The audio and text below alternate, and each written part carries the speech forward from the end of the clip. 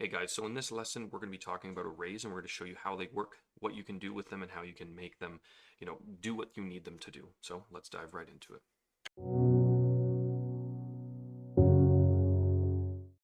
All right, so what is an array? Well, an array is something that you use when you need to have a lot of items that are equally spaced apart in the same area of different areas of the drawing, if that makes any sense. So I'm going to be doing metric today. So I'm going to go to my units and I'm going to go to metric because it's been requested by a few people that I do metric. So I'm going to do metric. I'm going to come here, I'm going to keep the precision the same. We're going to do architectural and we're going to do centimeters, I think. Yeah, and we'll click OK. So it recommends that you use inches. So what we'll do is we'll just keep that as decimal. We'll keep it as centimeters. We'll click OK. So we're in centimeters now. So what we're going to do is we're going to go to our circle. We're going to draw a circle. And we're going to do 3 centimeters. So we have our 3 centimeter circle. Now let's say I want to add another circle in my circle. I press that. So 1.5. I now have this, I guess, storage tank, you could say. I'm going to join this together, make it 1. And now I have my circles. So what we're going to do is we're going to array this. That didn't actually join, so I need to block. Yeah, we'll block that. Call it storage tank. Specify point on screen. I'm going to specify that there. Select my objects. There we go. That's done. There we go. So now what we're going to do is we're going to array this. So what I'm going to do is I'm going to go to my array tool.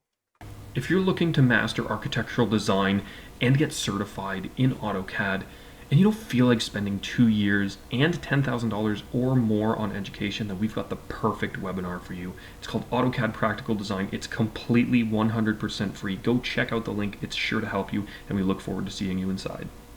I'm going to select my object I want to array.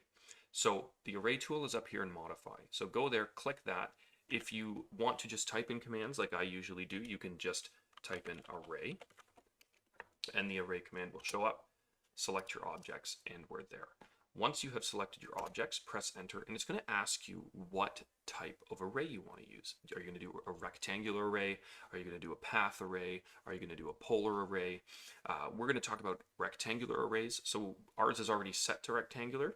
So if you see the little black circle that you see right beside the rectangular, that means that's what's selected. You can go and you can select whichever one you want. You just click it, but we're just going to do rectangular.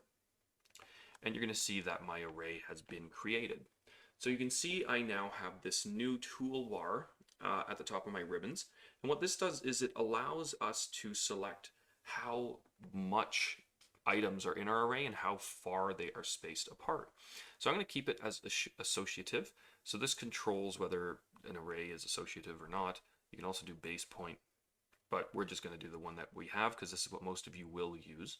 And you can see here that we have all these values up here. So what we have here is we have our columns, we have our rows, we have our levels. So these all correspond to the X, Y, or Z axis. So you have the X axis, you have the Y axis, and the Z axis. So obviously the Z axis is the 3D axis. So this is if you're, let's say, creating a 2-story building and you need an item in the exact same spot, you can go and use this, and you can go space it apart from the floor to the floor and put it up if you're doing that. Or if you're doing something else, you can do something similar. And if you come here, we can change our rows. So if I type in 5, it's going to give me 5 rows. If I type in 5 over here, it's going to give me 5 columns. So you can see that we have rows and we have columns. So columns are the ones that go down. Rows are the ones that go across. Some people get confused, so I'm just going to put that out there. You can also see that we can change. We can go and make as many as we want. We can do 10, 10, whatever works. We're going to just stick with 4 and 4 just to keep it easy for all of us. And then what you can do is you can adjust this. So you can either type in your distances. So you can see in between each one I want, let's say 15. You can see it's going to make it 15 between them in that direction. So for the columns, I did the columns. So if I want to do the rows, I can also do 15 for the rows. Now you're going to see it spaced it out 15 centimeters for the rows. I can also space out the Z-axis, but we don't need to worry about that. You can also specify a total. So right now it's at 45. If I type in 60, it's going to change. And then it's also going to increase my between for how many rows and columns I have, it's going to change the in between so that it matches with the total. So if I go type, it'll automatically do the math for you. So we're just going to go back to 45, and we're going to go back to 45. Once that's done, you can go here and you can precisely edit what you need. So you can change how many columns you have, you can change how many rows you have, you can change all these things to make it work for what you need it to do.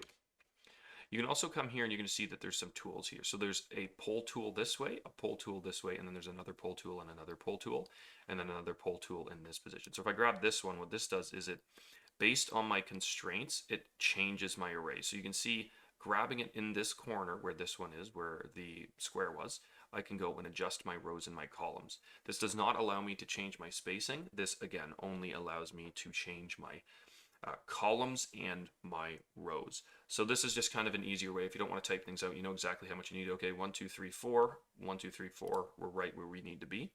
If I grab this one, this is only going to move it in the direction that it's supposed to. So I'm adding more columns now. So let's say I add another 4 columns. And then up here, what this one does is this gets rid of the rows, or it adds rows. So it's pretty much the same tool as the square in the top right-hand corner, except it's constrained to the one axis. You can see here that if I grab this one that's closer to it, this is going to increase the spread. So if I go and put it here, you're going to see it's going to change that number up there. It's going to change my numbers to kind of where I want it. So you can go and adjust this as much as you want. You can shrink it as much as you want. Yeah, that's pretty much how arrays work. So we're just going to close our array there, and there you have it. So this is the array that we created. So yeah, that concludes this video. That concludes this tutorial. I hope this was helpful. If you guys have any questions, leave it down in the comments. We'd love to hear from you. And don't forget to go and check out our AutoCAD design webinar. We'd love to help you out. We hope that video is really good for you. Go check it out. I'll leave a link for that, and we'll see you in the next video.